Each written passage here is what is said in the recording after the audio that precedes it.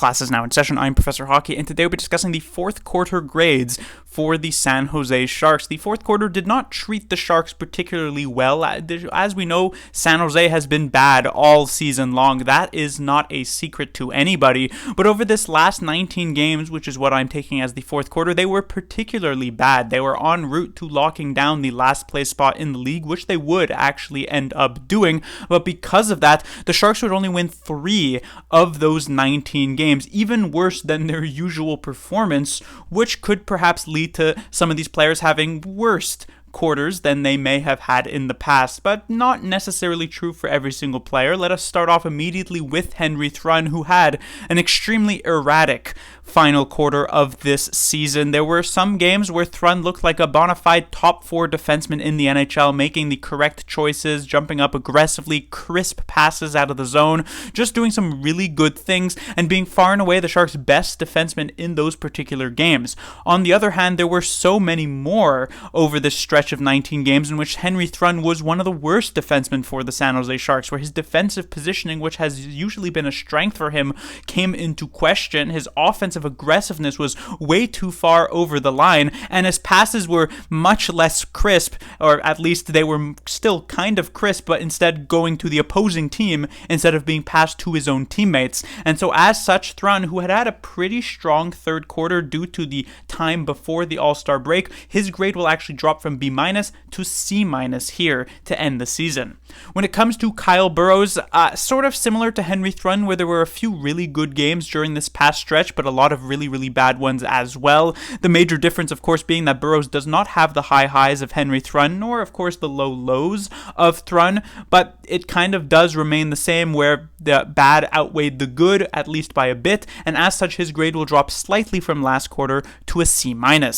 Then we get to Nico Sturm. Now, there's a lot of good about Nico Sturm's game, even this season. His defensive game hasn't seen that much of a drop-off from last year. He's certainly one of the Sharks' better defensive forwards, and one of the major advantages that the Sharks have with Sturm on the ice is that he is one of the best face-off guys in the entire league, not just on this team, at over a 60% clip on the season. That's one of the best face-off percentages, and the Sharks abused that time and time again throughout this season, constantly throwing Sturm on for a shift just to start it off to try and win the face-off, where he would then immediately go off for a change. It was something the Sharks did especially in overtime, 3-on-3, where the possession is so important. You put Sturm on with Mikael Granlund, he wins the face-off, he heads straight to the bench, William Eklund replaces him, and you start off in overtime pretty well, because you have a really high chance of winning that face-off. So there are strengths in Sturm's game, but on the other hand, there are weaknesses, at least that have been apparent thus far this season, in particular from an offensive perspective. Sturm was actually quite good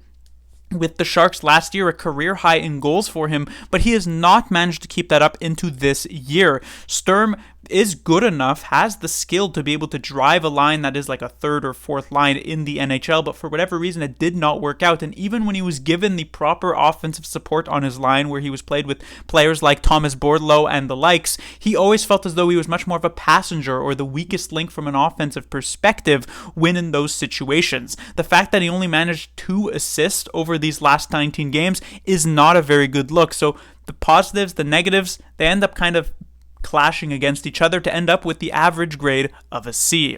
Then we have Jacob McDonald. He was, at the start of the quarter, played in a more defensive role as a defenseman, where he got a pretty hefty amount of ice time and things did not work out well. Even though he is technically a natural defenseman, he's not very good NHL caliber-wise for that particular role. But then as the quarter went on, he did return back to that slot as the fourth-line winger, and honestly, he did a pretty decent job in that role, especially when you consider to a lot of the other fourth-line players that the Sharks have had this season who don't produce all that much in terms of offense. The fact that McDonald could come in and put up like a goal or here or there every 3-4 games in like 8 or 9 minutes of ice time is actually pretty decent. So as such, he ends up getting the grade of a C+.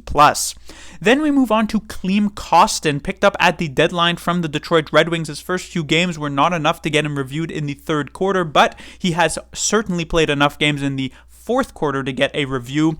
He has a lot of good offensive tools to his game. He's got a really nice shot. His vision in terms of his playmaking is also pretty decent. But one thing I have noticed is that Klim Kostin is not really the type of guy who you have driving his own line. He found a lot of success when he was on the top line with both Zetterlund and Granlund, because those are two players who can set him up pretty well, or that he can set up pretty well. But when he was dropped to that second line role with Kunin and Colin Graf, and even a couple of other players swapping in and out like Gushin or Thomas Bordeleau, that's where he faded a lot more to the background. He's the type of guy who has success when he's playing with good players, as you would expect from most NHL players, but when having to really put the emphasis on him to be the leader on his own trio, you don't get the results as you might expect. So all in all, I'd still say pretty successful fourth quarter. He put up a good amount of points, so he will still get a solid grade, but maybe not as quite as high as you might have thought, with the grade of a B. Then we get to Luke Kunin. He's at a slow and steady improvement over this season. Did not start off very well. It was as low as like a D-, I believe, in the second quarter, but he's worked his way up, and now he finds himself at a C-. It was not the worst fourth quarter for Luke Kunin. Had some issues when he was on that second line with Eklund centering it, but when they swapped places and Kunin ended up centering that second line, he actually did a pretty decent job of supporting the offensive talents of William Eklund in that role. As we moved later on and Eklund jumped up to the first line, Kunin definitely faded back into the background, so he's certainly not going to get anything more than like a C grade, but a C- is actually pretty decent for what we have seen from Kunin most of this season.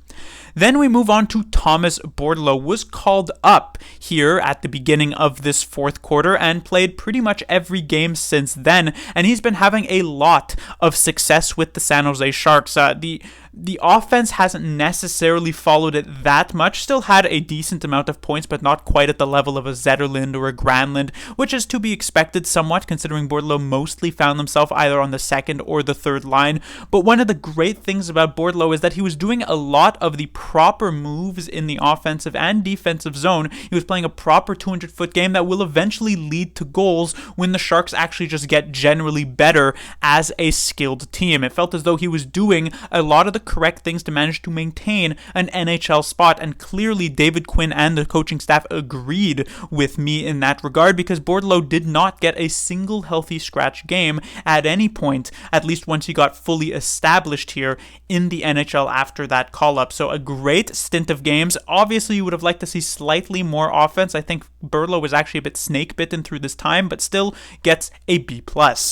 Then we move on to Filip Zadina. Zadina was starting off this quarter pretty well, playing in that top six, contributing here or there, got a couple of goals as well, putting up some pressure. But then as the quarter went on, he continuously fell further and further down to the lineup, where at a point in the later half, he was getting like 12 minutes a night as maybe a third to even fourth liner for the San Jose Sharks. So even though he was still getting some shots on net, there was clearly a drop-off in play and not near as good as he was in that third quarter, so he ends up with the grade of a C.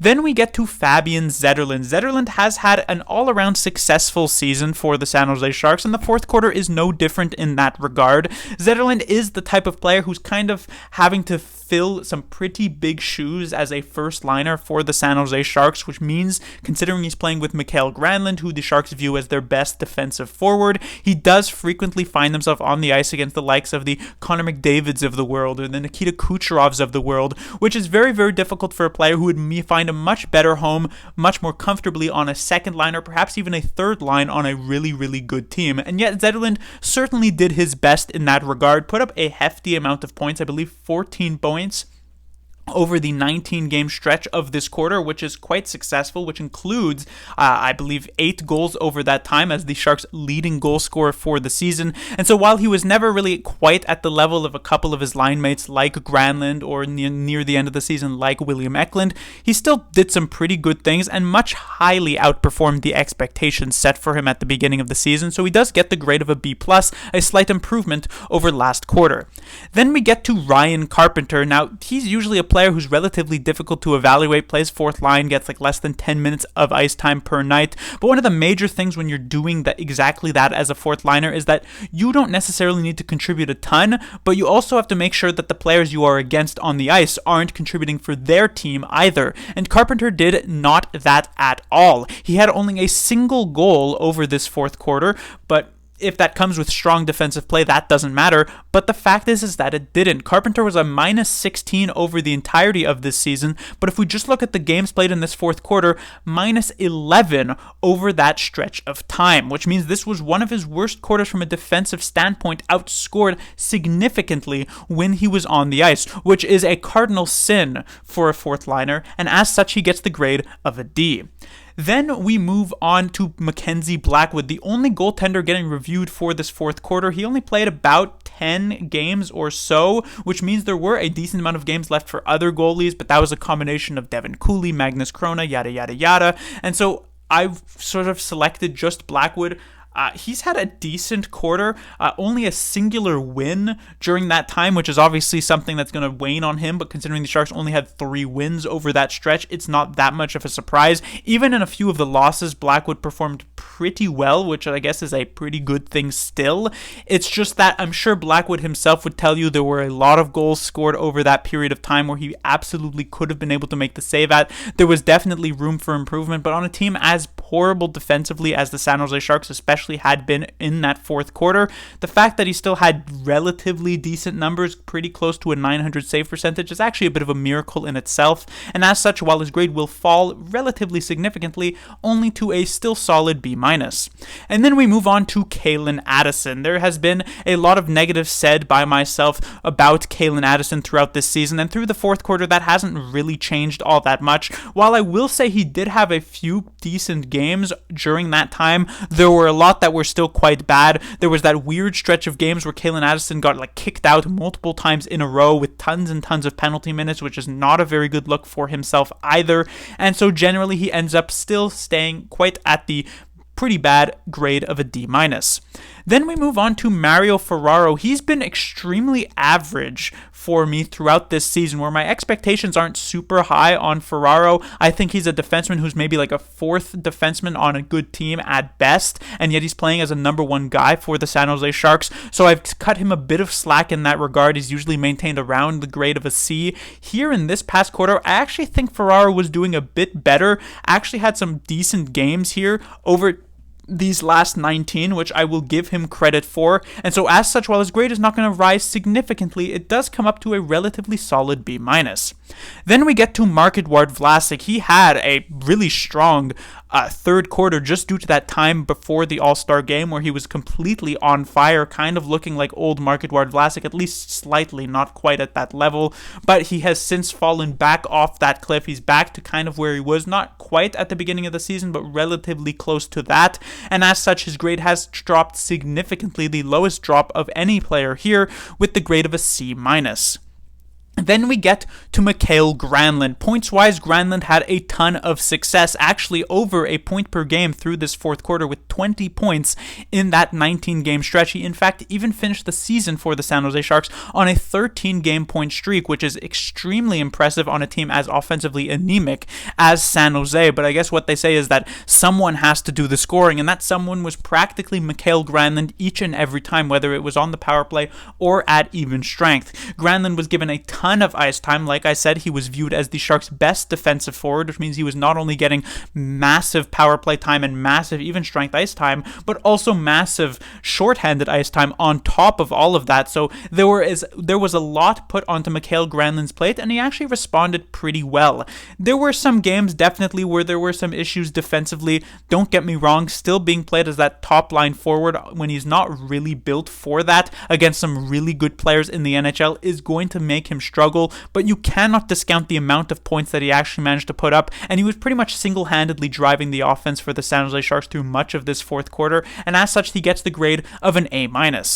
Then we get to William Eklund. He had the tale of two quarters here for the San Jose Sharks. At the beginning, when he was still being played as the second line center for the Sharks, things were really, really bad. This lasted about 5 games. He was a -9 over those 5 games. No points. It was really, really awful. But then he got dropped down to the 4th line and slowly worked his way back up into the top 6 as a winger this time, and things improved dramatically.